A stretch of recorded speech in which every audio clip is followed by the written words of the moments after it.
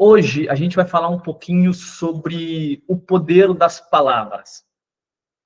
Eu quero trazer aqui um pouquinho da visão do trabalho que o Gregory Bateson trouxe para dentro da programação neurolinguística. Para quem já conhece um pouquinho de PNL, ou muito de PNL, talvez já tenha ouvido falar nesse nome, Gregory Bateson. Para quem não ouviu, vai conhecer agora. O Gregory Bateson, ele foi um antropólogo, um dos grandes pensadores do século XX, e ele fez um trabalho muito interessante em cima da linguística, né? Dentro da programação neurolinguística, a gente fala sobre a gramática transformacional. Muitas vezes a gente já ouviu até falar um pouquinho sobre o poder das palavras, sobre algumas palavras que são positivas, algumas palavras negativas, como elas geram um impacto na nossa experiência, mas talvez, e eu percebo isso, que muitas pessoas não entendem a profundidade de tudo isso. O Gregory Bateson, ele foi, vamos dizer assim, um dos padrinhos da programação neurolinguística. Talvez se ele não existisse, a própria PNL não existia. Porque o Gregory Bateson, ele era vizinho do Richard Bandler. O Richard Bandler era ainda estudante na Universidade de Santa Cruz, na Califórnia, e foi ele que inspirou o Bandler a iniciar a busca de conhecimentos na área do desenvolvimento pessoal, na área do comportamento humano. Foi ele que ofertou ou ajudou o Bandler a encontrar esse primeiro trabalho, onde ele fez um trabalho de transcrição, né, de alguns seminários do Fritz Perls, que também é outro grande nome, né, do século XX, criador da Gestalt terapia. Foi o Gregory Bateson que trouxe muito dos conhecimentos sobre a linguística, sobre a gramática transformacional para dentro da PNL, e foi ele também que colocou o Richard Bandler e o John Grinder em contato com o Milton Erickson, que é o pai da hipnose moderna, né? Então, ele foi um grande agente na estruturação de toda essa ciência, vamos dizer assim, ou dessa tecnologia, eu acho que fica melhor, que é a programação neurolinguística. Quando a gente fala sobre comunicação, sobre o poder das palavras, dentro da visão do Gregory Bateson, a gente está falando sobre, né, o Gregory Bateson, ele fez um estudo e aprofundou muito em cima do poder que esses códigos, vamos dizer assim, né, que esses códigos que representam a nossa experiência interna geram um impacto em todo o sistema, seja no receptor, né, na pessoa com quem nós estamos comunicando, ou seja com nós mesmos, né? A gente já ouviu falar sobre o mapa não é o território. Esse é um termo que foi trazido para dentro da PNL pelo Gregory Bateson. Não foi ele que cunhou esse termo, né? Foi o Alfred Korbinski que cunhou esse termo nos anos 30, mas foi o Gregory Bateson que trouxe ele para dentro da PNL. Quando a gente fala que o mapa não é o território, a gente está falando que a nossa representação do mundo não é o mundo em si, né? É mais ou menos como aquela analogia, né? Se a gente está se locomovendo dentro de uma cidade baseado no GPS do celular, hoje, esse GPS, o mapa ali dentro, ele é uma representação da cidade, ele não é a cidade em si. E se tiver alguma falha nesse GPS, nesse mapa, a gente pode, por exemplo, cair dentro de um buraco, a gente pode se perder e pegar uma rua errada, ou qualquer coisa assim. E na nossa vida é mais ou menos assim.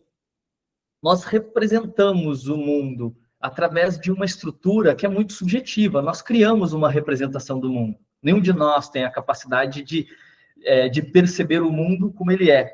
Nós fazemos uma filtragem, vamos dizer assim, né? Nós pegamos todas as informações que a gente recebe do ambiente, a gente filtra essas informações, a gente codifica elas, gera impulsos elétricos que são que geram conexões neurais, não é assim? E aí a gente cria uma representação da realidade, um modelo do mundo, que é um modelo muito subjetivo, nosso.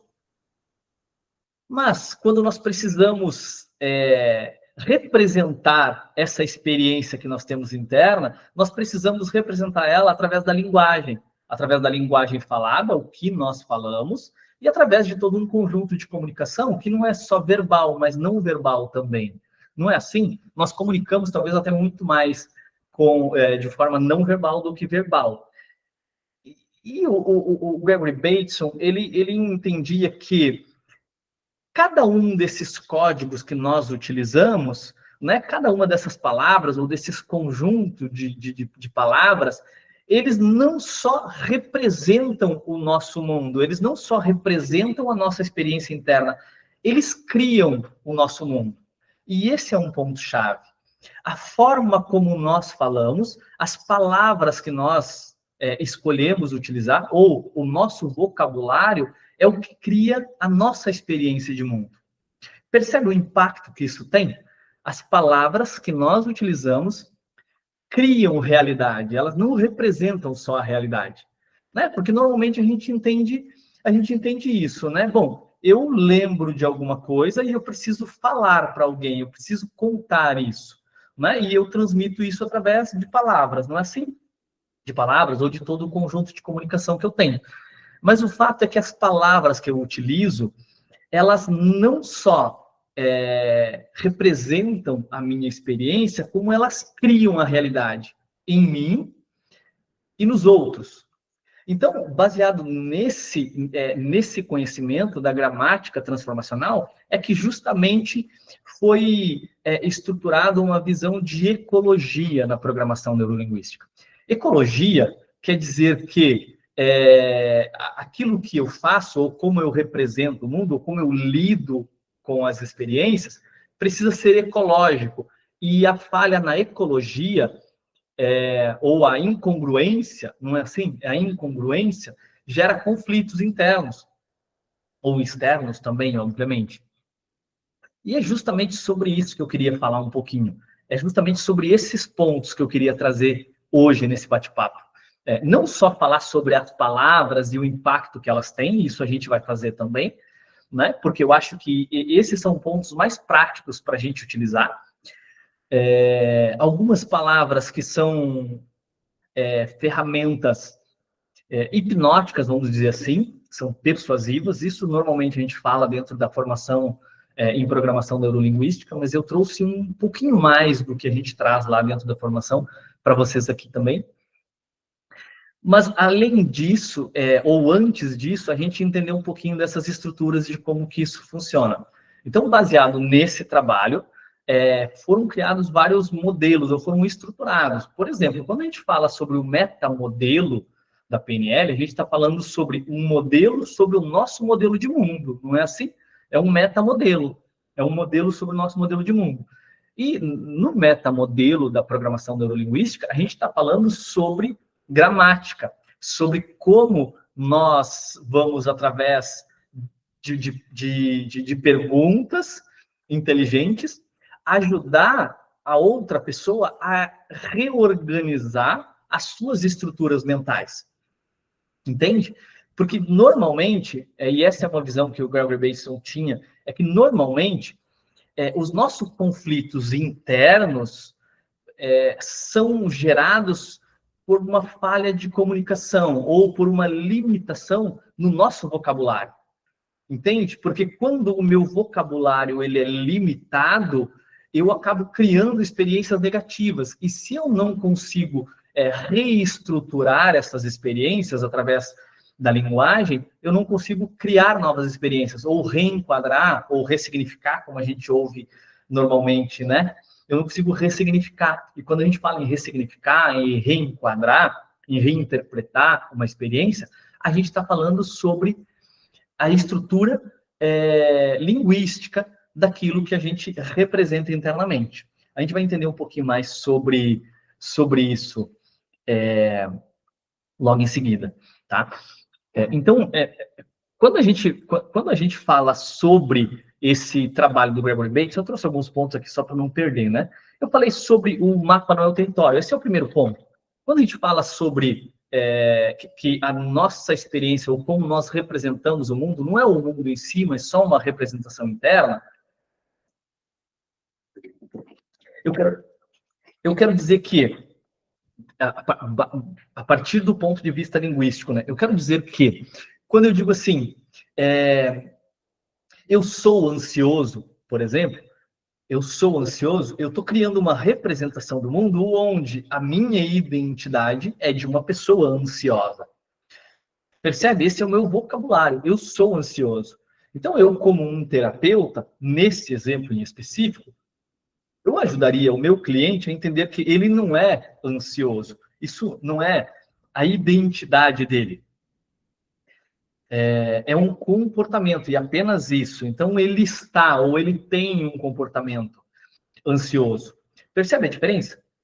Eu me comporto de forma ansiosa. É diferente de eu sou ansioso. Percebe a diferença? Isso é uma diferença de comunicação comigo mesmo. E é justamente isso que eu faço com o meu cliente. Eu ajudo ele a entender e reestruturar a forma como ele comunica. E isso ajuda ele a superar essa limitação ou ampliar o mapa de mundo dele, como a gente fala na programação neurolinguística, né? Então, esse é o primeiro ponto, né? Um segundo ponto é justamente sobre o reenquadramento. Ele traz essa visão do reenquadramento verbal, ok? Porque dentro da programação neurolinguística, e a gente fala muito isso na formação practitioner em PNL, o reenquadramento, né, o reframing, como a gente fala, ou a ressignificação, ela acontece de várias formas. Né? Na programação neurolinguística, nos últimos anos, o Richard Bandler, ele fez, na verdade, desde os anos 90, ele fez um trabalho muito forte em cima das submodalidades, que é como eu estruturo mentalmente as minhas experiências, de forma visual, auditiva e sinestésica. Não é assim? Para quem não tem muito conhecimento de PNL, a gente parte do princípio de que todos os nossos pensamentos são estruturados de forma visual, auditiva e sinestésica. Eu vejo, ouço e sinto coisas.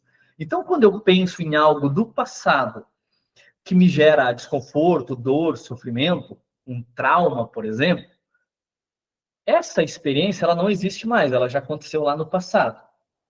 No nível de submodalidades, a gente fala que essa experiência, essa lembrança do passado, aqui dentro eu estruturo ela de forma visual, eu vejo coisas, eu lembro de algo e vem uma lembrança visual.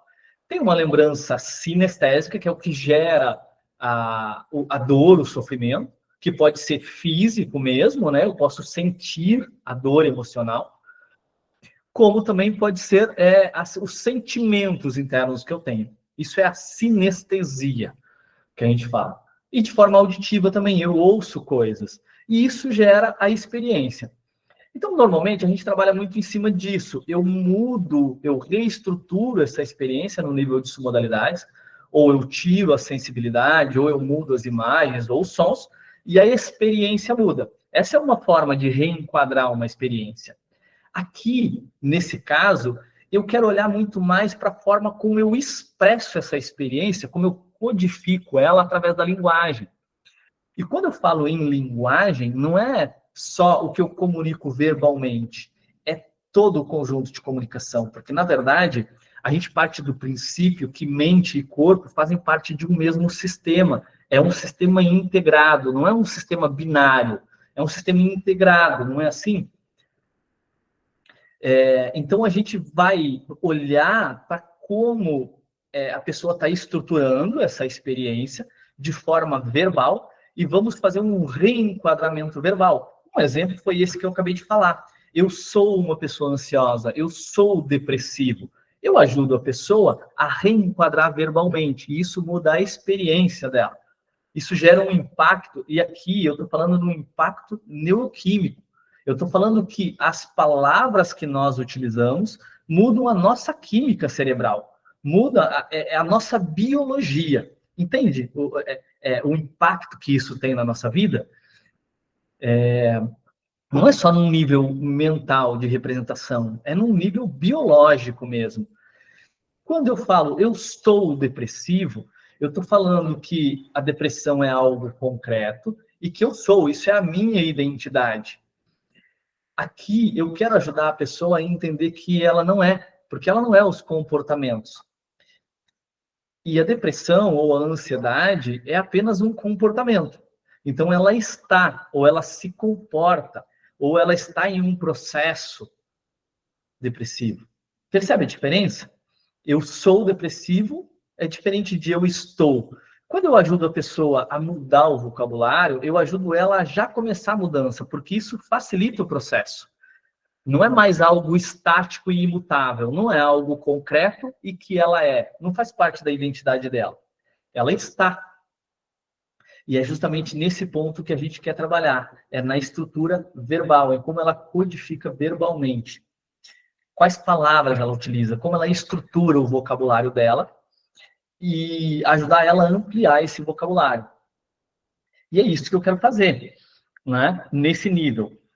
Aí, depois, a programação neurolinguística, eu tô trazendo isso, tá? Para vocês de uma forma rasa, obviamente, porque nós temos pouco tempo aqui. Eu não consigo aprofundar muito aqui, obviamente, porque nós temos um tempo limitado.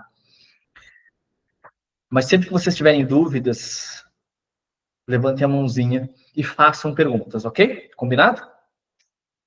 Enquanto isso, eu sigo adiante. O Gregory Bateson, ele trouxe um outro ponto muito importante para a programação neurolinguística, que, na verdade, foi introduzido pelo Robert Dilts, mas baseado justamente no trabalho do Gregory Bateson, né, que foi sobre os níveis lógicos de aprendizagem. O Robert Dilts, ele trouxe isso como níveis neurológicos. Quem já fez a formação de PNL aqui, já estudou níveis neurológicos. Nesse contexto, eles perceberam que as nossas experiências e a nossa representação linguística e os nossos níveis de aprendizagem, eles se dão, ou a nossa aprendizagem, ela se dá em vários níveis, que eu vou citar em seguida. E eles perceberam que esses níveis, eles impactam em como a pessoa experiencia o mundo, né, e nas limitações que ela tem em relação às experiências, né? E eles perceberam também, esses níveis são assim, é um nível de ambiente, comportamento, capacidades, crenças e valores, identidade, que na verdade vinha até aqui, né? Que seria identidade, seria um nível de propósito, de missão. Na verdade, hoje a gente acrescenta um nível a mais, então seria ambiente, comportamentos, capacidades, crenças e valores, identidade e propósito, que é um nível acima. Eu já vou explicar mais ou menos como isso funciona. Eles perceberam que dentro, qualquer um dos nossos comportamentos, qualquer uma das nossas limitações ou das nossas capacidades, elas se dão dentro desses 6 níveis, na verdade, dentro de todos esses níveis, tá? Quando eu gero um impacto em um nível inferior, nem sempre ele vai impactar e vai gerar uma mudança num nível superior. Mas sempre que eu gerar uma mudança num nível superior, ela vai impactar nos níveis inferiores. O que isso quer dizer? Quer dizer assim, se uma pessoa tem uma limitação e ela precisa gerar uma mudança, o nível mais desafiador de alcançar essa mudança seria no nível de ambiente, que é o nível mais básico dessa pirâmide. Se eu mudo o ambiente, talvez eu não mude o comportamento, as capacidades, as minhas crenças e nem a minha identidade. Mas se eu mudar a minha identidade, com certeza eu mudo todos os outros abaixo. Ok? Um exemplo que eu gosto muito de dar é mais ou menos assim. Supomos que eu tenha um filho e o meu filho esteja usando drogas. Se eu mudo de endereço para ajudar o meu filho a se livrar do vício, será que ele vai se livrar do vício pelo simples fato de nós mudarmos o ambiente? Provavelmente não, porque assim que a gente saiu do bairro, bom, aqui ele sabia onde ele conseguia o produto, ele já tinha os fornecedores e tudo mais. Era o ambiente onde ele realizava aquela ação. Se eu mudo esse ambiente, talvez isso mude por um tempo. Em algum momento, esse menino ele vai descobrir onde adquirir o produto, ele vai fazer novos contatos e ele volta a consumir de novo. Não muda o vício, percebe? Agora, se essa mesma pessoa mudar as crenças ou a identidade dele, provavelmente tenha muito mais chance de mudar o comportamento. O que eu quero dizer com isso? Vamos supor que a limitação dessa pessoa viciada seja no nível de identidade, que é um dos mais altos. Ele acredita que ele é um viciado, ok? Ele é um viciado. Então, eu estou falando que a identidade dele é de viciado. Por quê? Porque ele tem crenças que corroboram com isso. Ele acredita que ele é um viciado, ok? Então, tem as crenças e tem os valores. Quando eu falo de capacidades, as capacidades que ele tem para manter esse vício ou esse problema em funcionamento. Ok? Essas são as capacidades. As capacidades internas e externas. A pessoa tem a capacidade de ir comprar, ela tem a capacidade de usar, ela tem a capacidade financeira, ela tem a capacidade de recursos internos, né? Ou força de vontade, coragem, ou seja lá qualquer outro nome que eu dê para isso, ok? Essas são as capacidades. O comportamento é o ato de executar aquilo, é ir, comprar e usar. Esse é o comportamento. E o ambiente é onde eu realizo isso, beleza? A gente pode encaixar qualquer um dos nossos comportamentos em qualquer um desses níveis. Tudo que a gente faz em algum lugar. Muitas coisas a gente não faz em todos os lugares. A gente faz em algum lugar.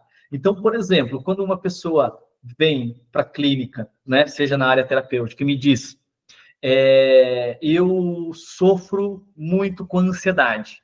A minha pergunta é, como, onde? Deixa eu entender como funciona isso. Ela vai me dizer, né, eu vou perguntar, é sempre em todos os lugares ou é em algum lugar? Ela vai me dizer, não, é no meu trabalho. Ok? Então, a ansiedade dela é em um ambiente, é no trabalho dela, e isso é importante. É importante eu entender isso. Ok? Porque ou é no trabalho ou é em mais de um lugar, mas tem um ambiente específico onde isso ocorre. Pode ser que isso ocorra, na verdade, é onde e quando. Essas são as perguntas, é onde e quando. Quando eu falo sobre o ambiente, então a pessoa vai me dizer, eu sofro de ansiedade no trabalho, quando eu preciso falar com o meu chefe, ou quando eu preciso atender um cliente, ok? Então é onde e quando. Aqui está a limitação. Se ela mudar o ambiente, é possível que aqui mude essa ansiedade. Talvez não mude se ela tiver crenças de ansiedade, de identidade e tudo mais, porque se só mudar o ambiente, talvez ela gere a mesma ansiedade em outro lugar. Percebe? Mas o ambiente é importante. O comportamento é o que ela faz, as capacidades é os recursos que ela utiliza para fazer isso, as crenças que ela tem, ela acredita que ela sofre com ansiedade, ela tem valores que são atendidos, e isso gera uma identidade, é como ela se enxerga. Beleza? Isso gera uma identidade e gera um senso de propósito, é como ela impacta na vida das outras pessoas. No caso de um comportamento negativo, é uma experiência negativa que ela impacta na vida das outras pessoas, obviamente. Tá? Então, basicamente, isso é os níveis neurológicos. Aí, a gente pode olhar para um outro lado também, que é na construção dos mapas de mundo.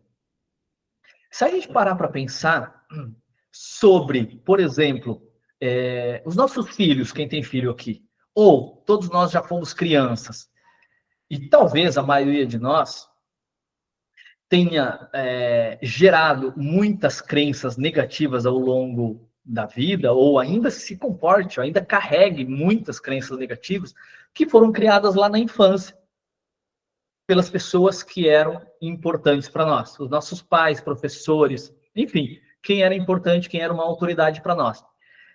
E essa dificuldade está justamente baseada em cima desses níveis lógicos, ok? De aprendizagem. É mais ou menos assim. Obviamente que na nossa vida foi assim, agora nós precisamos mudar esse enquadramento, mas a gente pode começar a observar agora as crianças, como a gente gera esse impacto na vida das pessoas.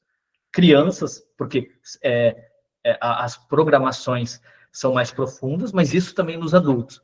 Então, quando eu digo que uma pessoa, por exemplo, vou pegar aqui um exemplo de uma criança, a criança foi, sei lá, foi mal em uma prova no colégio, em um teste, em um exame. Se o pai dessa criança chega para ela e diz: você é burro, você não aprende nada, você nunca vai ser nada na vida. Não é assim? Normalmente os nossos pais não faziam isso. Eu estou falando aqui sobre identidade. Eu estou implantando aqui uma crença no nível de identidade, lá em cima.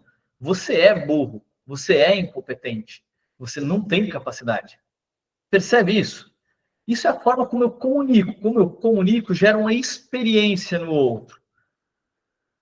Numa criança, isso é quase que uma lei. Uma criança até os 7 anos de idade, quando uma autoridade fala algo assim, ela aceita, na maior parte das vezes, num nível muito profundo.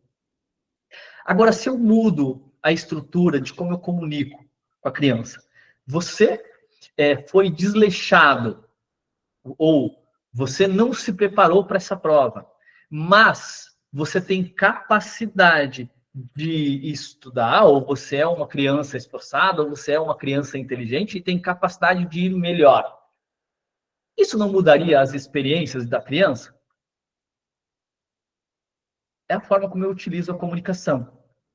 E esse é o ponto, é eu olhar mais para como eu estou comunicando, que experiências eu estou gerando em mim mesmo e nos outros, porque isso cabe para nós mesmos. Quando a gente faz algo e a gente comete um erro, não é? Eu digo erro porque na programação neurolinguística nós não falamos isso. Isso é gramática transformacional. Nós não falamos em erro, nós falamos em feedback. Quando eu faço algo e não alcancei o resultado que eu desejava, se eu digo para mim, eu sou burro, eu sou incompetente, eu não consigo fazer nada direito, eu estou gerando uma experiência, eu estou mudando a minha química cerebral, eu estou mudando a minha fisiologia, a minha biologia, e eu estou mudando as minhas experiências, o meu mapa. Porque se eu aceito isso, eu agora me comporto como uma pessoa burra, uma pessoa incompetente, uma pessoa que não tem capacidade, uma pessoa que não consegue fazer nada direito. Percebe? Então eu não falo isso. Eu mudo a forma como eu comunico comigo ou com os outros. Eu não sou burro, eu não sou incompetente. Eu simplesmente não alcancei o resultado que eu desejava. E aí entra uma das perguntas mágicas que a gente gosta muito na PNL, né? A pergunta agora, ou quando algo assim acontece, eu não olho para a falha, eu não olho para eu errei, eu fui incompetente, eu fui desastrado. Eu começo agora a me perguntar. Eu me pergunto, como eu faço diferente para alcançar o resultado que eu quero? A pergunta sempre é como. Porque como me ajuda a estruturar estratégias. Entende? Na programação neurolinguística, a palavra como, ela serve para várias coisas. Ela serve para eu entender como uma pessoa estrutura as experiências, como você faz para fazer isso que você faz, né? Então, se eu quero entender a estratégia do meu cliente para fazer algo errado, né? Então eu pergunto como você se comporta depressivamente, como você faz para ganhar peso, como você faz para manter esse vício. Eu quero aqui entender a estratégia por trás desse comportamento negativo. O como ele serve para eu buscar uma estrutura ou uma estratégia de mudança. Como eu posso fazer, né, para mudar isso? Como eu posso fazer isso funcionar? Como eu posso fazer para alcançar esse objetivo? E aí eu mudo a minha experiência. Entende? Não é só sobre simplesmente palavras, é sobre como eu estruturo o meu vocabulário e como eu uso isso para mudar a minha experiência. Beleza? Entendido até aqui? Dúvidas? Alguém quer fazer alguma colocação? Dúvidas, ameaças, agressões, xingamentos? Fiquem à vontade, tá? Fiquem bem à vontade. Eu vou passando para um próximo ponto aqui, que é um outro modelo, um outro termo, ou um outro conhecimento que foi trazido para dentro da programação neurolinguística a partir do trabalho do Gregory Bateson, que é o que a gente chama de duplo vínculo. Talvez alguns de vocês já tenham ouvido falar, talvez não, mas resumidamente é mais ou menos assim. O duplo vínculo, esse termo, ele foi trazido, ele foi estruturado pelo Gregory Bateson para mostrar como funcionava a estrutura de padrão de pessoas com esquizofrenia. Né? O Gregory Bateson ele foi um antropólogo, mas ele foi um cara que ele conseguiu agregar várias coisas, a antropologia com a biologia, com a própria medicina, né? Com a psicologia, com a psiquiatria. Então ele foi um cara que ele contribuiu muito em vários níveis para a humanidade. O que a gente vê hoje a gente usa muito, né, as inteligências artificiais, e isso a gente pode usar um exemplo, até como um exemplo aqui de como que isso funciona, como esse trabalho dele funciona. Ele trouxe, a partir do modelo ou dos estudos, né, do Gregory Bateson, ele ajudou a estruturar a cibernética, né, que é como essas linguagens de programação influenciam nos resultados. Basicamente é assim, e isso serve para os nossos modelos, para isso que a gente está falando aqui. Quem já usa inteligência artificial aqui, ChatGPT, o Gemini, ou qualquer outro aqui, sabe que quando a gente dá um comando para a inteligência artificial, a gente recebe uma resposta. Não é assim? E, às vezes, a resposta que nós obtemos da inteligência artificial não é aquela que nós queríamos, não é assim? É basicamente isso que acontece aqui dentro de nós, ou nas nossas comunicações com os outros. Dentro da programação neurolinguística, tem um pressuposto que diz que a responsabilidade sobre a comunicação é de quem comunica, é de quem transmite a mensagem. Então, a forma como eu comunico com uma inteligência artificial vai gerar a resposta que eu vou obter. A resposta que a inteligência artificial, que o ChatGPT vai me dar, vai ser baseada na pergunta que eu fiz. Então, se eu quero uma resposta melhor, eu preciso estruturar melhor a pergunta, não é assim? Eu preciso comunicar melhor com a inteligência artificial, com o ChatGPT. E é exatamente isso que a gente faz dentro da programação neurolinguística com as outras pessoas, ou com nós mesmos. Porque muitas vezes a gente esquece que a nossa comunicação, a forma como nós comunicamos, gera experiências não só nos outros, mas em nós também. Entende isso? Quando a gente fala também sobre esse trabalho, sobre a gramática transformacional, ou sobre os sistemas dentro da programação neurolinguística, a gente está falando sobre o impacto que eu gero com a minha comunicação em todo o sistema. Quem é constelador familiar aqui, quem estuda constelação, já fez formação de constelação, a constelação familiar também bebeu muito dos conhecimentos do Gregory Bateson, justamente nessa visão de que a forma como eu comunico gera um impacto no sistema, entende? Por exemplo, vou dar um exemplo bem simples aqui. Vamos supor que eu tenho um filho e eu vou lá e brigo com o meu filho, eu repreendo ele. Ele recebe essa informação e isso gera um comportamento, não é? Leva ele para um estado que vai ser tristeza, raiva, angústia, e vai para um comportamento. Vamos supor que eu também tenho uma filha. Essa filha, esse filho, por conta do que eu fiz, vai lá e briga com a irmãzinha dele, ou bate na irmãzinha. A irmãzinha dele vai lá, chora e fala para a mãe. A mãe vai para um estado, vem e vai falar comigo, vai brigar, vai fazer alguma coisa ali. Isso impacta na minha experiência. Aí o que eu faço? A partir disso, do comportamento dela, do que ela falou, eu gero uma experiência que me leva para um estado, que me leva para um comportamento, que pode ser, por exemplo, ir lá e, sei lá, fazer alguma coisa, repreender mais forte ainda a criança.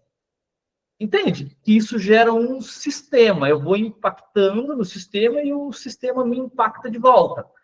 E aí eu recebo isso gera uma experiência e gera um looping. É exatamente assim que funciona. Exatamente assim. E é justamente nesse ponto também que a gente começa a olhar em como a minha forma de comunicar impacta no sistema e como eu recebo isso de volta. E como a resposta que eu obtenho gera em mim um impacto que faz com que eu responda de outra forma. Entende o looping? Exatamente isso. Então a gente começa a trabalhar nessa estrutura de comunicação, na nossa gramática, para que o impacto que nós geramos no sistema seja totalmente diferente agora, mais positivo, para que a gente gere um impacto realmente positivo no sistema. Isso é ecologia também. É sobre isso que a gente fala quando a gente fala em ecologia na programação neurolinguística. Ok? Mas voltando para o duplo vínculo é mais ou menos assim. Quando eu tenho, eu recebo uma ordem ou um comando verbal, mas o comportamento é incongruente. Eu vou dar um exemplo disso em seguida, que vai ficar mais claro para vocês entenderem. Quando eu falo de duplo vínculo, eu estou falando que a gente precisa aqui, ou o Gregory Bateson falava que precisava de 3 pontos para que isso acontecesse, tá? Para que o duplo vínculo funcione e seja estruturado, tá? O primeiro ponto é o que ele chamava de injunção primária. É mais ou menos assim: eu dou uma ordem, eu digo para o meu funcionário, eu tenho uma empresa e eu tenho funcionários, eu digo para o meu funcionário assim, você, ou para os meus funcionários, para os meus colaboradores, eu digo, vocês precisam ser mais proativos, vocês precisam tomar mais a iniciativa. Ok? Esse é o primeiro ponto, estou dando uma ordem.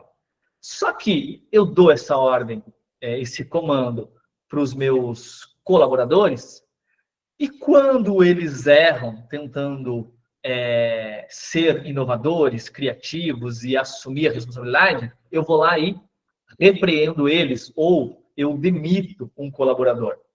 Entende? Então aqui é um conflito onde a pessoa que recebe esse comando, ela não tem uma resposta certa. É mais ou menos como aquele ditado que diz assim: se correr o bicho pega, se ficar o bicho come. É mais ou menos assim. Isso aconteceu muito com a gente quando a gente era criança, não é assim? A gente recebia comandos incongruentes, que chama de duplo vínculo. É um comando, faça isso, mas se eu faço isso, eu me ferro. Se eu não fizer, eu me ferro também. Então aí eu não sei para onde eu vou e aí eu paraliso. Percebe? Então é basicamente isso. Esse é o duplo vínculo, né? É mais ou menos assim, quando um pai, por exemplo, diz para a criança, você precisa ser mais independente. Não pode estar esperando que eu e a sua mãe façam tudo por você. Aí a criança vai lá e vai servir um copo de leite, derruba o copo de leite no chão, quebra o copo e suja toda a cozinha. Aí ele vai lá e é repreendido. Entende? Ele precisa ser mais independente, mas quando ele tenta ser independente, ele é repreendido. Isso causa uma paralisia. E aí a pessoa não sabe para onde ir, o que acontece? Ela fica paralisada. Isso funciona com a gente também. Duplo vínculo, ele funciona mais ou menos assim com a gente. É mais ou menos como quando a gente diz assim, eu vou dar um exemplo aqui de um desafio que as pessoas enfrentam, que a gente atende muito na clínica, ansiedade. Então a pessoa diz assim para ela mesma: eu preciso me acalmar, eu preciso deixar de ser ansioso, mas toda vez que tal coisa acontece, eu fico ruim. Toda vez que algo acontece, eu fico pior. Ou, outro exemplo de duplo vínculo quem já sofreu de insônia sabe do que eu estou falando aqui. Durante a minha adolescência, eu vivi isso em looping por vários anos durante a adolescência. É mais ou menos assim. Imagino que talvez alguns de vocês já tenham vivido isso. Eu preciso dormir logo, porque eu preciso estar descansado amanhã. O fato de eu dar esse comando para o meu cérebro gera uma ansiedade pela pressa de dormir logo para descansar, porque precisa acordar cedo, e justamente por isso eu não durmo, por conta da ansiedade que foi gerada por um comando. Entende o conflito? E aí esses conflitos geram um resultado negativo da minha vida. Então esse é um quarto ponto, dentro dessa estrutura dos sistemas do Gregory Bateson, ou da gramática transformacional, vamos dizer assim. E aí, o que eu faço? Eu preciso mudar essa gramática, eu preciso mudar a forma como eu comunico. Eu agora passo a observar muito mais as palavras que eu utilizo, se eu quero fazer uma mudança pessoal. Eu começo a observar mais as palavras que eu utilizo. Eu começo a dar mais atenção para como eu estruturo as minhas frases, como eu estruturo as minhas experiências, ou como eu codifico elas através da linguagem. Percebe isso? E aqui eu estou falando da linguagem verbal e não verbal. Porque, por exemplo, se eu digo para mim mesmo, eu tenho medo de falar em público, eu digo para mim mesmo, eu preciso ficar calmo, ou eu preciso me controlar, preciso ficar calmo para falar em público. E eu comunico através da minha fisiologia para o meu cérebro, eu comunico insegurança, eu estou gerando uma experiência aqui também. A comunicação não verbal, ela gera um impacto, não só nos outros, como em mim. Quando eu me comporto com insegurança, as pessoas percebem isso, isso gera uma experiência nelas, mas isso gera uma experiência interna em mim. Isso tem a ver com o trabalho da Amy Cuddy. Ela fez um trabalho muito grande sobre fisiologia, sobre como a forma como nós nos postamos, sobre como a nossa fisiologia gera as nossas experiências internas. E aqui eu também estou falando num nível biológico, eu estou falando em produção hormonal, entende? Então eu preciso dar atenção para a minha comunicação verbal, mas também para a minha comunicação não verbal. Aqui agora eu começo a trazer algumas palavras, né, ou algumas frases, ou algumas formas de mudar essas estruturas para que eu mude. E isso serve também dentro dos processos terapêuticos, por exemplo, quando eu estou ajudando alguém a fazer uma mudança pessoal, ou também dentro de um processo de vendas, para não limitar o meu cliente e sim ajudar no processo de fechamento de uma venda, ou ainda, se eu sou um líder, um empresário, e quero impactar positivamente na minha equipe, para que eles gerem os resultados que eu busco. Beleza? Então, isso serve em qualquer contexto, pessoal, né, para mim mesmo, ou para ajudar outras pessoas. A gente conhece várias palavras, né? Quem já estudou PNL aqui sabe de várias palavras que são palavras poderosas. O não é uma palavra que é muito famosa, já foi muito mais, né? Onde antigamente se dizia, não pode usar a palavra não, né? Porque o cérebro não entende o não. E o fato é que o cérebro entende sim o não. Ele entende. O fato é que o não, quando eu coloco o não sobre algo que eu não quero, eu preciso primeiro, o meu cérebro precisa primeiro gerar essa experiência, criar esse pensamento, pensar sobre aquilo, para depois negar aquela afirmação. É mais ou menos assim. Eu não sou ansioso, ou eu não estou ansioso, tentando me acalmar. Quando eu falo isso, eu preciso pensar sobre ansiedade, não é assim? Eu preciso pensar sobre ansiedade para depois pensar em me acalmar. E isso dificulta o processo. Então, aqui eu mudo o não, né, para algo afirmativo, nesse contexto aqui. Então, não é eu não sou ansioso, eu não estou ansioso. Eu estou calmo, ou eu fico calmo cada vez mais. Percebe a diferença? O exemplo que a gente usa muito é: não pense em um elefante azul, não pense em um elefante cor-de-rosa. Eu obrigatoriamente preciso pensar sobre isso, porque ele não inibe o pensamento. Eu preciso pensar sobre para depois negar aquilo, ok? mas o nosso cérebro entende o não, tranquilamente. Inclusive, a gente usa em outros contextos quando a gente quer forçar a pessoa a pensar sobre aquilo. Quando a gente fala sobre linguagem hipnótica, né, sobre o modelo Milton da programação neurolinguística, a gente usa o não de forma estratégica. Então, eu mudo, por exemplo, quando eu digo para mim mesmo, ou quando a pessoa vem e me diz assim, eu tenho um problema. Quem já fez curso de PNL comigo sabe, a pessoa diz assim, eu tenho um problema. A primeira pergunta que eu faço é, deixa eu ver, você trouxe esse problema contigo? É grande, é pequeno, é médio? Está no bolso, está na mochila? Por quê? Eu quero ajudar a pessoa aqui a entender que ela não tem, isso não é concreto.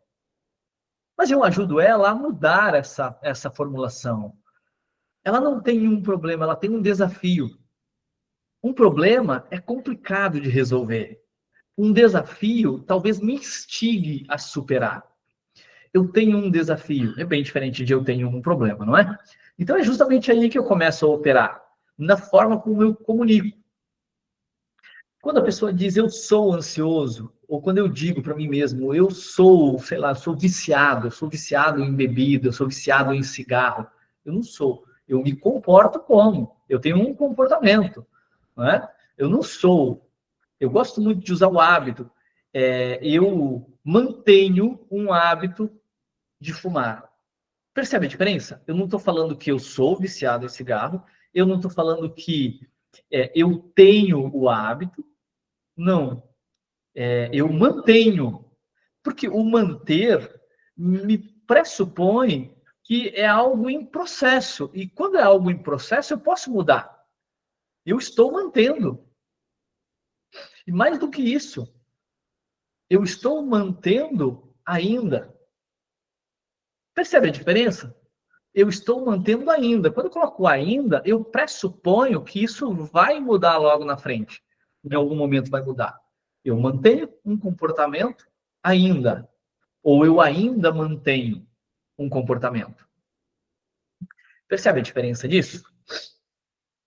Uma outra palavra que a gente fala muito é o mas. Porque o mas, ele deleta, ou ele anula, ou ele tem uma tendência de anular tudo aquilo que veio antes do que foi falado. É mais ou menos assim. Eu vou dar um feedback para o meu filho e eu digo para ele, você foi bem nessa prova, mas você precisa fazer tal coisa. Ou eu digo para o meu funcionário, você foi bem nessa tarefa, mas você precisa se dedicar mais da próxima vez. Eu estou limitando o elogio, porque tudo aquilo que veio antes é anulado. E o que fica é só, ou o que tende a ficar é só o que vem depois. Então, o mas, eu começo a mudar ele. O mas, ele é uma das palavras mais limitantes que existem na nossa experiência, mas ela também pode ser uma das mais capacitantes. É mais ou menos assim, eu digo assim, eu gostaria de descansar mais, mas eu preciso trabalhar. Eu gostaria de viajar, mas eu não tenho dinheiro. Eu gostaria de ter mais tempo com a minha família, mas eu preciso trabalhar. Entende? Eu limito tudo aquilo, porque eu quero fazer algo, mas tem um empecilho. E o que fica é justamente esse empecilho. Então, eu mudo a forma, ou eu mudo a estrutura de como eu comunico isso. Então, por exemplo, um exemplo bem simples disso seria mais ou menos assim. Se eu dizia, eu gostaria de ter mais tempo com a minha família, mas eu preciso trabalhar muito, eu faria o seguinte, eu faria o contrário. Eu diria para mim mesmo, eu tenho trabalhado muito, mas eu quero ter mais tempo com a minha família. Percebe a diferença? Porque aqui eu não limitei a possibilidade. Eu trouxe um ponto de algo que eu tenho feito e que não é aquilo que eu quero. Eu tenho trabalhado muito, mas eu quero ter mais tempo com a minha família. E aí, a pergunta que viria depois seria, como eu faço para conseguir isso? Fiquem com essa palavra, o como, porque o como ele é extremamente importante. Quando eu digo eu preciso, ou eu trabalho, eu tenho trabalhado muito, mas eu quero ter mais tempo com a minha família, já começa a mudar. Mas quando eu me faço a pergunta, como eu posso fazer isso?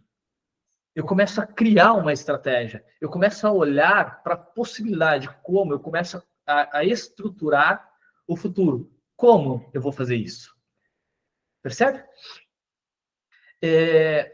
Um outro ponto bem interessante também, dentro dessas palavras, na verdade, né, que geram as nossas experiências, por exemplo, o porquê. O porquê, ele tem alguns pontos que a gente cuida muito. O primeiro deles é, quando eu faço a pergunta, né, quando é um porquê, pergunta, eu estou extraindo aqui as crenças da pessoa, ou as minhas crenças.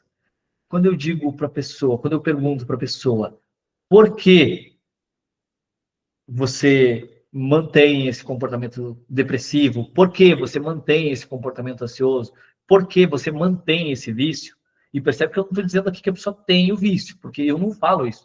Eu digo mantém. Por que você mantém esse vício? Porque é ela que está mantendo, é um comportamento. Quando eu pergunto por quê, a resposta sempre vai ser uma crença. Vai ser o que ela acredita ser o agente causador daquilo.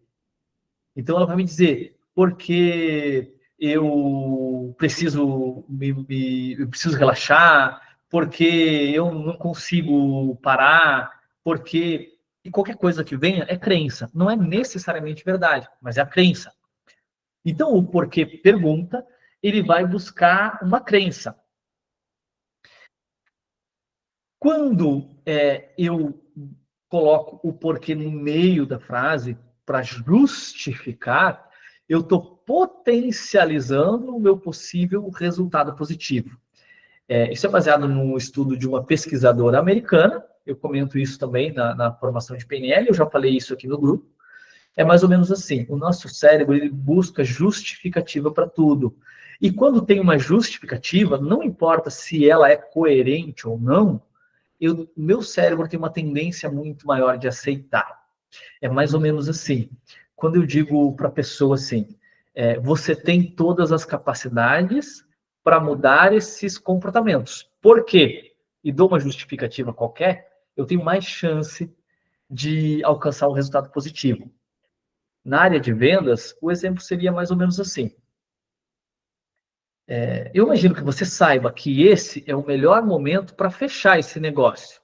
Porque o mercado está subindo as projeções da inflação, o mercado está baixando as projeções da inflação, porque esse item está num processo de valorização. Não importa o que eu falar depois, a tendência é muito maior que eu receba uma resposta positiva, simplesmente porque eu dei uma justificativa. Então, o porquê ele é uma palavra extremamente poderosa e persuasiva, quando eu uso ele para justificar, e quando eu uso ele no sentido de pergunta, ele vai eliciar crenças. Isso é muito importante para mim quando eu estou trabalhando para ajudar a pessoa a resolver essas crenças, né, essas generalizações. E é muito interessante de eu entender como ela está estruturando isso. Quando a gente fala sobre o porquê ou sobre essas crenças, tem a ver com aquilo que eu falei lá no início.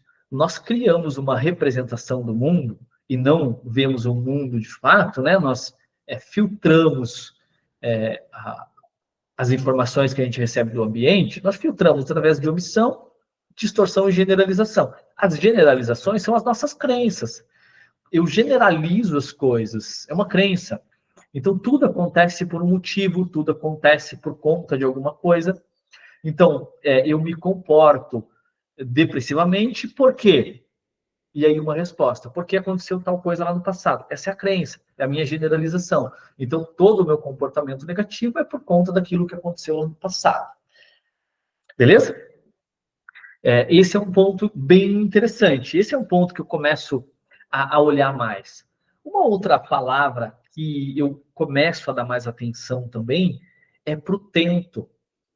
Porque essa é uma palavra extremamente limitante. No sentido de que, quando eu digo assim, eu vou tentar fazer tal coisa, eu estou pressupondo que tem grande chance de falhar. Quando eu falo para o meu cliente, olha, você pode fazer tal e tal e tal coisa, passo uma tarefa para o meu cliente na terapia, e ele me diz, eu vou tentar fazer isso, a probabilidade é que ele não faça nada daquilo, porque ele disse que ia tentar, ele não assumiu nenhum compromisso. Então, quando antes eu usava o tentar, eu mudo, eu tiro o tentar da minha vida e eu coloco o fazer. Eu vou fazer. Esse é o ponto, né? Quando eu digo assim, eu vou tentar controlar a ansiedade, eu vou tentar fazer essa tarefa, eu vou tentar me manter calmo, eu estou pressupondo que tem grande chance de falhar. Quando eu falo difícil, também é a mesma coisa. O difícil não é difícil, é desafiador. Entende? É bem diferente. Eu não tenho dificuldade, eu tenho um desafio a enfrentar, eu tenho um desafio a superar. Isso é bem diferente, porque quando eu falo eu tenho um desafio, ou eu tenho um problema a enfrentar, ou eu enfrento um problema, estou enfrentando, parece que eu estou na luta, não é assim? Inclusive, esses são outros pontos que a gente começa a mudar também. Antes, a gente falava, a gente está matando um leão por dia, a gente está lutando, a gente está na luta. Isso é extremamente negativo para as nossas experiências, para como nós representamos o mundo. A gente não mata um leão por dia, porque imagina uma pessoa que tem que matar um leão por dia. Que vida terrível dessa pessoa, não é assim? A gente está na luta, a gente está na batalha. Parece que a gente está sempre em guerra, não é assim? Então a gente começa a mudar o nosso vocabulário e a gente começa a ajudar as pessoas a mudar o vocabulário delas, para que elas mudem essas representações, né? Quando a gente fala sobre erro, a gente não erra. Na programação neurolinguística, a gente costuma dizer que nós não erramos. E nós não somos perfeitos. Nenhum de nós, obviamente. Mas nós temos um feedback. Nós aprendemos com aquilo que não deu certo. Então, eu não falo que eu errei. Eu falo que eu ainda não alcancei o resultado que eu buscava. O ainda pressupõe que eu vou alcançar em algum momento. Eu ainda não alcancei, mas quer dizer que eu vou alcançar. Percebe a diferença? Então, esse é um outro ponto bem importante de eu começar a olhar. Né? Aqui existem mais uma infinidade de palavras que eu poderia começar a olhar. Para quem já fez a formação em PNL, tem acesso nisso dentro da formação presencial e tem acesso a isso também dentro de toda a estrutura online. Quem é da programação neurolinguística que assista às aulas da hipnose conversacional, lá tem um monte de conteúdo alinhado com isso. Mas o que eu trouxe aqui agrega muito, tá? Porque agora eu começo a falar sobre algo que às vezes a gente ouve aleatoriamente em alguns pontos, mas que não dessa forma aqui, tá? E vai ser de uma forma bem simples, mas isso aqui pode transformar a forma como você faz terapia. Então, presta bastante atenção. É bem simples, mas talvez você não tenha se dado conta ainda. E no momento que você começa a se dar conta de tudo isso que a gente vai ver aqui agora, você já começa a fazer links com como você pode usar isso na sua vida daqui para frente.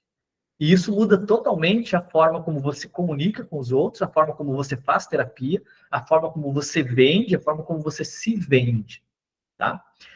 Antes disso, eu só vou ler o que a Lisandra colocou aqui. Então, a palavra acima, onde eu disse estou me sentindo um pouco insegura ainda, está totalmente errado, com certeza.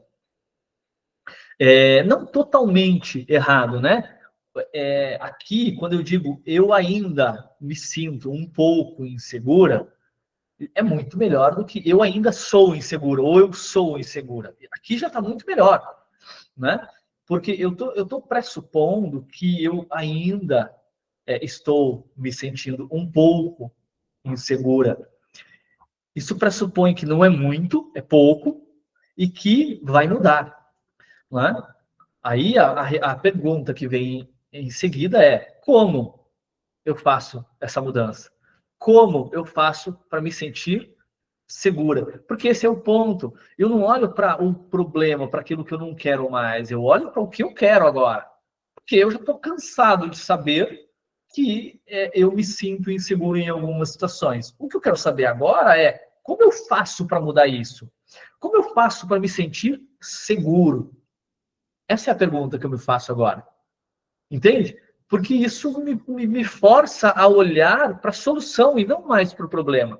Porque enquanto eu continuo olhando para o problema, eu me mantenho no problema. Eu mantenho esse sistema em funcionamento, esse looping em funcionamento. Agora eu começo a olhar para a solução. Como eu supero isso? Como eu alcanço o objetivo? Isso me ajuda a iniciar uma estratégia, ok? Falando sobre gramática, sobre comunicação, sobre o poder das palavras, Gregory Bateson, dentro de todo o trabalho dele, ele percebe também que Milton Erickson era um gênio, né? Ele é conhecido como o pai da hipnose moderna, foi um dos grandes nomes da terapia do século XX, e ele usava muito desses padrões a favor dele, dentro do processo terapêutico. E aqui eu quero trazer pelo menos umas 10 palavras, das palavras mais hipnóticas que o Milton Erickson utilizava dentro do processo terapêutico dele. Aqui vai algumas palavras que vão transformar a forma como você faz hipnose, se você já faz hipnose, vão transformar a forma como você utiliza a programação neurolinguística, se você já aplica isso, ou em qualquer outro contexto da vida de vocês. E são extremamente simples. A primeira palavra não é nem uma palavra, é uma letra, né? Que é o E. O E, ele mantém um sistema em funcionamento, ok? Ele vai conectar uma experiência que muitas vezes não tem conexão nenhuma. E essa palavra, ela é extremamente hipnótica e persuasiva, porque o nosso cérebro, ele não percebe essa conexão. Principalmente quando eu conecto coisas que fazem sentido e depois coloco o E para conectar algo que eu quero. Sabe como é que é? É mais ou menos assim. Na hipnose, a forma como nós fazemos hipnose dentro da programação neurolinguística, isso é uma visão que o Richard Bandler trouxe para a hipnose, é que tudo é hipnose, nós nos mantemos em estado de transe. A diferença é os níveis de transe que eu estou. É um estado de atenção concentrada. Quando eu mantenho um estado do mesmo fluxo, sem grandes quebras, eu me mantenho nesse transe. E a palavra E é extremamente poderosa para eu manter um transe em funcionamento. Também, ok? Então, o que eu quero dizer com isso é, eu quero manter uma pessoa em transe, não importa o que eu fale, se eu continuar fazendo uma conexão com o E, depois a gente, claro, na hipnose, a gente vai falar sobre o E, quando, durante, enquanto, tudo isso vai mantendo o mesmo fluxo, porque dentro da hipnose, o que eu quero é manter a pessoa no mesmo fluxo, sem quebra de estado. Quando eu quebro o estado, a pessoa sai do transe. Num transe conversacional, isso é extremamente fácil de acontecer. Percebe? Então, o E é uma ferramenta poderosa para manter um transe em funcionamento e ele é uma palavra extremamente persuasiva. É mais ou menos assim. Quando eu digo, vou dar um exemplo aleatório aqui, tá? Eu digo assim, mais ou menos assim, ó. Você pode, ou enquanto você ouve a minha voz e presta atenção no que eu falo e continua nesse estado, você percebe tal coisa, ou você começa a perceber tal coisa. O E, ele vai conectando uma coisa na outra, né? Eu posso dizer mais ou menos assim também, você pode, o Joaquim veio fazer a participação dele aqui também, né? Ele tem que participar. Eu posso dizer mais ou menos assim, você pode ouvir a minha voz e começar a relaxar, agora ou daqui a pouco, ok? Não tem nada a ver uma coisa com a outra, mas eu coloco o E e eu conecto uma coisa que não tem a ver com outra. Quando eu faço isso, quando eu falo algumas obviedades, né, você está aqui prestando atenção nessa aula e ouvindo a minha voz, e você pode começar a pensar sobre como você vai usar isso quando sair dessa aula. Entende? Não tem nada a ver uma coisa com a outra, mas eu mantenho um fluxo conversacional. Isso é só um exemplo, tá? Eu poderia fazer isso aqui por meia hora, uma hora. A outra palavra que eu tinha acabado de comentar é o enquanto, né? O enquanto, ele cria processos paralelos inconscientes. Quando eu digo assim, enquanto você escuta a minha voz, a sua mente pode começar a aprender algo novo. Agora, percebe isso? Eu coloquei aqui o enquanto, né? E eu crio uma conexão inconsciente com algo que talvez não tenha nenhuma conexão. Enquanto você me escuta, ou enquanto você escuta a minha voz, ou enquanto você presta atenção no que eu falo, ou enquanto você presta atenção nessa aula, a sua mente pode começar a aprender algo novo. Ou, para quem já fez PNL, eu posso colocar um comando embutido, né? Que é o agora. E aí eu dou um ênfase aqui, né? Isso gera um gatilho, uma âncora. É justamente isso, um comando embutido. Como que funciona? É mais ou menos assim. Enquanto você presta atenção no que eu falo, você pode começar a pensar, ou você pode começar a aprender algo novo, agora, ou daqui a pouco. Aí eu coloco um suavizador depois, ou daqui a pouco, agora ou daqui a pouco. Inclusive aqui, quando eu falo isso agora ou daqui a pouco, eu estou pressupondo que vai acontecer. Pode ser agora ou depois. Essa era a genialidade do Milton Erickson. Ele não dava um comando direto, ele não dizia feche os olhos agora. Ele dizia, você pode fechar os olhos agora ou daqui a pouco. E quando você começar a perceber que já começou a relaxar em algum nível, você pode, e assim ele ia. Entende? Vai conectando coisas que muitas vezes não tem nada a ver. Inclusive, na hipnose ericksoniana, a gente começa a focar nessa questão mais ilógica. Porque quando eu quebro a lógica, quando eu crio algo um pouco confuso para a mente da pessoa que está me ouvindo, isso gera uma confusão mental. Entende? Porque se eu falo algo lógico, eu estou contando uma história lógica para vocês em sequência, a gente consegue criar essa conexão e manter uma conexão. Quando eu falo algo que não tem muita conexão uma coisa com a outra, quando eu crio, quando eu não me prendo à lógica daquilo que eu falo, isso gera uma confusão na mente da outra pessoa e gera um estado hipnótico ainda mais poderoso, porque enquanto ele tenta criar um sentido ou entender o sentido daquilo que eu falei, eu coloco um comando que passa pela mente consciente e vai direto no inconsciente, sem que ele perceba. Ok? Claro que aqui eu estou trazendo de uma forma simples, a gente não vai aprofundar nisso. Dentro de um curso de hipnose ericksoniana, nós aprofundaríamos isso num nível muito mais profundo. Tá? São só alguns exemplos aqui. Uma outra palavra que é extremamente hipnótica é o talvez. O talvez é uma palavra que a gente usa muito dentro dos nossos processos de persuasão. Quando eu falo aqui de persuasão, estou falando de hipnose. Estou falando de hipnose conversacional, estou falando de terapia, estou falando de vendas, eu estou falando de liderança, tá? Porque, na verdade, tudo é venda. Até um processo terapêutico é venda. Um terapeuta, ele precisa vender a mudança para o cliente. E não é vender o processo terapêutico, é vender a mudança. Dentro do processo terapêutico, eu preciso fazer com que o meu cliente se convença a fazer aquilo que precisa ser feito para alcançar o resultado. Não sou eu que mudo o cliente, é o cliente que muda sozinho. Eu só vendo a ideia, eu só ajudo ele. E eu ajudo dessa forma. E o talvez é uma palavra extremamente poderosa que eu começo a prestar mais atenção agora, né?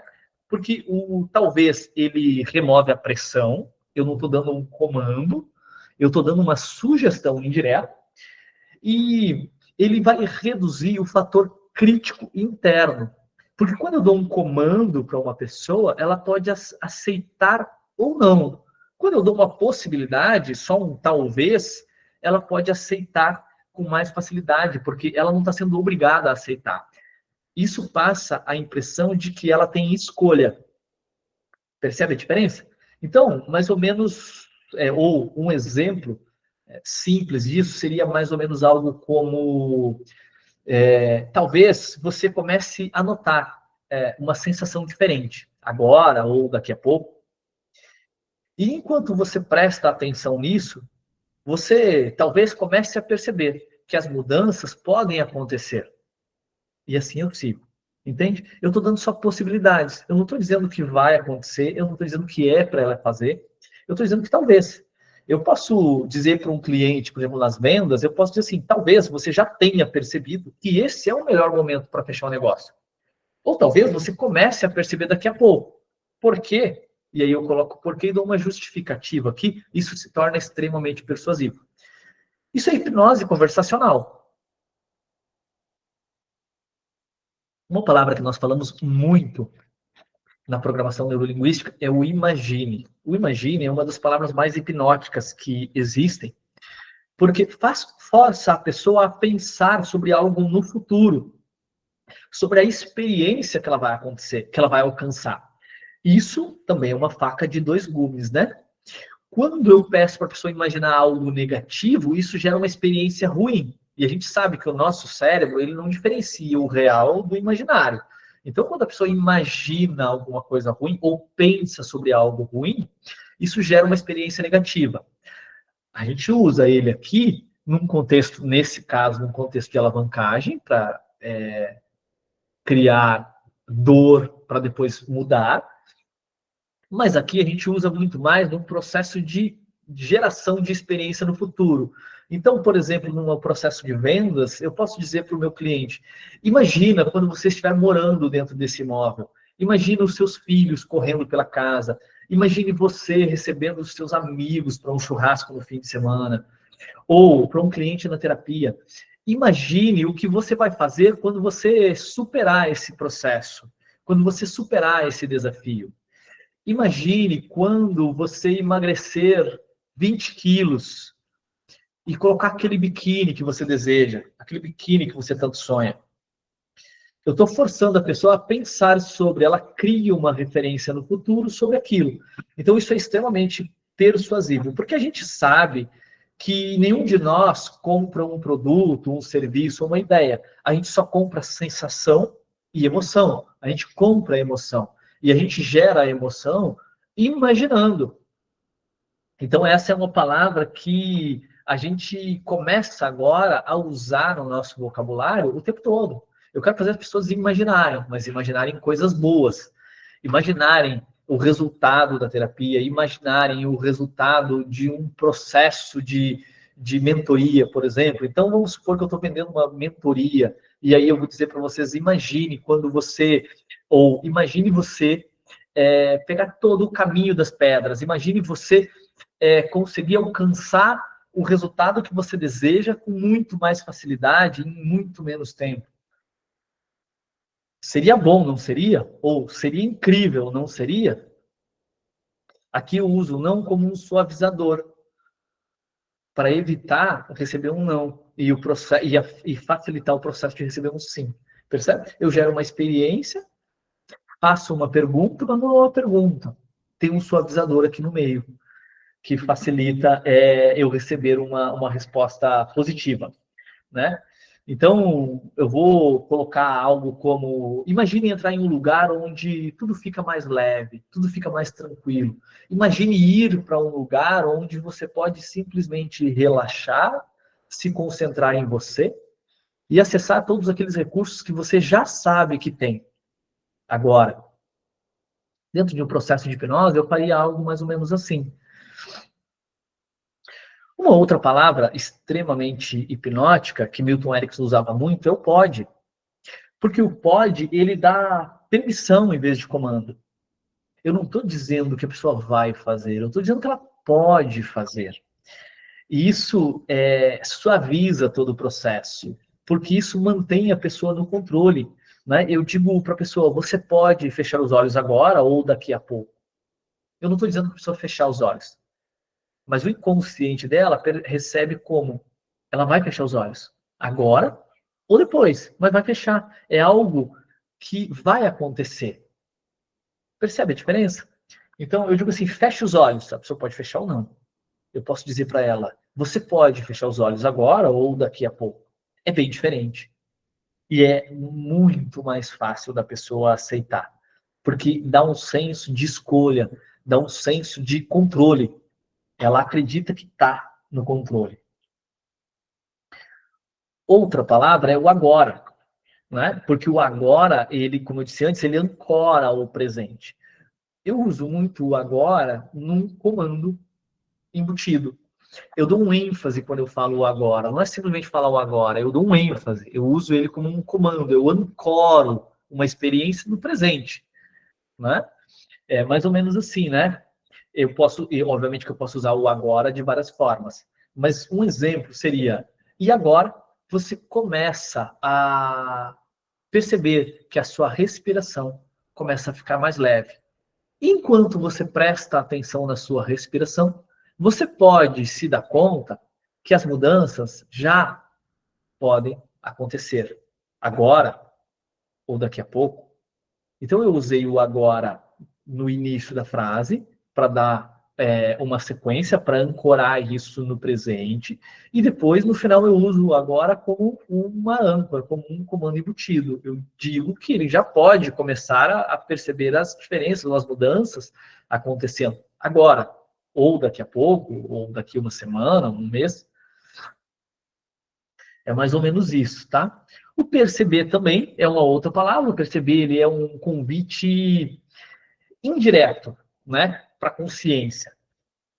Quando eu digo que a pessoa pode começar a perceber, ou que ela começa a perceber, ou que ela percebe já, né? Então é mais ou menos assim. Você pode começar a perceber pequenas mudanças acontecendo, ou você já, ou talvez você já possa começar a perceber algumas mudanças agora, ou daqui a pouco, ou talvez ainda, e aí eu sigo com o processo.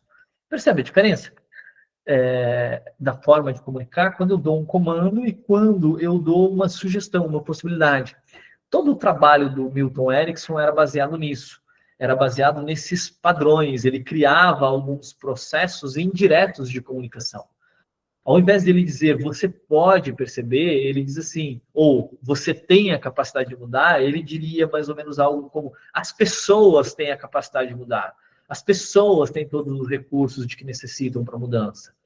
Eu não estou dizendo que aquela pessoa em si, eu estou dizendo que as pessoas, mas dentro da cabeça dela, ela faz a conexão. Se as pessoas mudam e ela é uma pessoa, ela também muda. Percebe a diferença? Porque não cria resistência, não cria essa resistência inconsciente. Eu burlo o meu senso crítico, o meu fator crítico, e vou direto no inconsciente, sem que a pessoa perceba. E isso eu uso em qualquer contexto, seja na terapia, seja nas vendas, em qualquer outro contexto. Uma outra palavra que a gente não usa tanto, ou uma frase que a gente não usa tanto, é o como se. Essa é uma palavra, uma frase que transformou a minha vida. Talvez alguns de vocês já tenham usado isso na vida, mas que faz uma grande diferença. E isso ajuda dentro dos processos terapêuticos. O como se, ele vai suspender crenças limitantes. Tá? Ele vai simular uma mudança. Eu não estou dizendo que a pessoa precisa mudar agora, que ela precisa acreditar que a mudança aconteceu. Eu quero que ela haja como se a mudança tivesse acontecido. Eu quero que ela imagine como se a mudança tivesse acontecido. Entende? Lá no meu processo de mudança, aconteceu assim. Eu era extremamente tímido, eu era extremamente introvertido. E o meu processo era fazer de conta, era agir como se eu fosse uma pessoa confiante, como se eu fosse uma pessoa extrovertida. Eu queria agir como. eu não precisava acreditar naquilo, eu precisava interpretar um papel, eu precisava agir como se. E isso, para mim, foi transformador, porque eu comecei a criar referências para o meu cérebro de como é ser uma pessoa confiante, segura, uma pessoa que comunica bem, uma pessoa que comunica em público. E isso me trouxe até aqui. Uma simples frase. Foi uma das coisas mais poderosas que eu fiz na minha vida lá no início do meu processo de mudança.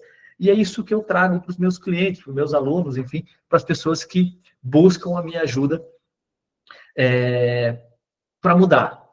Essa é uma das ferramentas que eu utilizo. É o como se, é o fazer de conta, é o interpretar um papel. Porque, afinal de contas, a gente está o tempo todo interpretando um papel. Só que, às vezes, o papel que eu estou interpretando é de uma pessoa depressiva, de uma pessoa ansiosa, de uma pessoa insegura, de uma pessoa medrosa. E eu quero interpretar o papel de uma pessoa confiante, segura, de uma pessoa que superou a depressão, que superou a ansiedade, de uma pessoa que comunica bem em público. Então, eu começo a agir como se, mesmo antes de eu acreditar que a mudança tenha acontecido. Isso me traz referências. E essa é uma ferramenta extremamente hipnótica e poderosa. Beleza? Pessoas, a gente poderia ficar mais 2 horas falando sobre isso aqui. Eu fiquei quase 1h30 falando aqui sem parar. Vamos encerrar, então? São 21h34, vai ser 21h35 já.